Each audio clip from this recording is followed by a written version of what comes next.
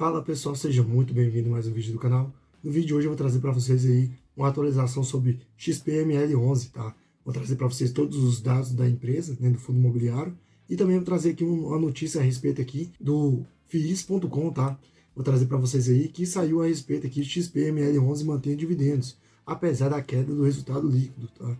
Então, querendo ou não, isso aí é uma coisa que eu olhei assim agora, na verdade, né? Eu estava olhando aqui a respeito do alavancagem do fundo e também a respeito aí do cenário macroeconômico, tá? Então, vou traçar um cenário aqui que pode ficar um pouco desafiador para o fundo, tá? Mas lembrando disso, não se esqueça de se inscrever aqui no canal e comentar aí embaixo se você é cotista do fundo, tá? Lembrando que esse vídeo aqui não é recomendação de investimento, beleza? XPML11 aí anunciou um lucro em torno aí de 39.897 milhões de reais, tá? No mês de abril de 2025. O resultado foi inferior aos 43 milhões, registrado em março, tá? E aqui, só em si eu olhei essa notícia, eu não fiquei tão preocupado, né? Só que aí depois eu parei e pensei, semana que vem tem a elevação de juros. E qual o tamanho da alavancagem desse fundo? Aí eu já comecei a traçar alguns cenários, tá? Por quê? Porque, querendo ou não, como toda empresa, né, tem dívida. E se dependendo da dívida dela for bem alta, dependendo do cenário, que o juros está elevado, será que vale a pena? Porque normalmente é correlacionado o inverso. Juros para cima, bolsa e fundos imobiliários para baixo, né? Então, você começa a parar e pensar. E, querendo ou não, XPML11 é do setor de shopping centers. Então, pode acontecer, né, das vendas querer desacelerar. E a gente começa a olhar a inadimplência, tá? E vamos dar uma olhada aqui como um todo, beleza? Ó, o fundo imobiliário anunciou em torno aí de 39 milhões, como eu passei para vocês aí, tá? Em 2025, inferior aos 43 registrados em março. Apesar da queda, o fundo manteve a distribuição de dividendos em torno de 183 milhões de reais, equivalente a 92 centavos por cota, tá? Pago em 23 de maio, tá? Então, já foi pago, aconteceu.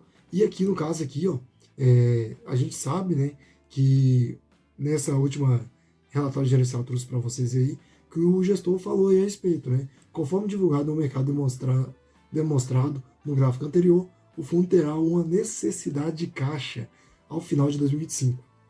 E aí eu fui trazer o cenário, se eu não me engano, no vídeo passado ou retrasado, tá? Eu trouxe a respeito que possivelmente o fundo vai ter que desfazer de algum ativo, ou ele vai ter que fazer emissões, tá? Ou ele vai ter que a captação aí, de alguma forma ele vai ter que levantar caixa, tá? Então, seria para mim esses dois cenários, o mais provável seria a emissão, tá? E aqui, ó, ele já traz aqui a respeito da venda de ativos, tá? O XP Malls FII é um fundo de gestão ativa. A reciclagem de portfólio faz parte da estratégia da gestão. Então, possivelmente, eles devem fazer também algum tipo de reciclagem, desfazer aí algum investimento. E aqui também, eles visam aqui a emissão de cotas. Atualmente, temos o valor patrimonial da cota acima do valor do mercado. Então, ele sabe que nesse momento, aqui, ó, o que inviabiliza a possível oferta no curto prazo. Mas eles ressaltam que possivelmente em 2025 ainda, em algum momento, eles possam fazer, tá? E aqui, no caso da alavancagem também que eles trazem aí, o time de gestão também considera que existe espaço de uma maneira saudável para realizar uma captação de uma dívida ou securitização de recebíveis. No caso aí, para mim, eu já acho que é mais arriscado, tá? Se caso tiver uma elevação de juros, possivelmente eles vão contratar aí, no caso, securitização de dívida, possivelmente eles vão pegar aí e pagar mais juros, por causa que, querendo ou não, os juros vai subir. Então eles vão pegar a dívida e ter os juros para pagar, né? Um determinado prêmio, né? Costumo dizer. Para mim, esse cenário é o improvável, não deve acontecer. Se caso fizesse aqui, realmente, eu devo trazer mais cenário e traçar mais cenários ruins, tá? Para mim, porque eu sou cotista do fundo, então eu não gostaria que ele contratasse aí securitização de recebíveis, tá? Com juros ainda que possivelmente deve ficar elevado por mais tempo, tá? E para mim aqui a melhor maneira seria a emissão de cotas, tá? Vai ter diluição e tudo mais, mas querendo ou não, é uma maneira para mim mais saudável ali para o fundo. Venda de ativos, E pode também acontecer. Mas o que eles iriam desfazer? Será que vale a pena? Eles vão desfazer de ativos que está tendo boas receitas, está trazendo boas receitas para o fundo? Tem que ter uma clareza disso aí também. Tá? Mas, ao meu ver, aí, mais possivelmente deve fazer emissões em algum momento aí de cotas. Tá?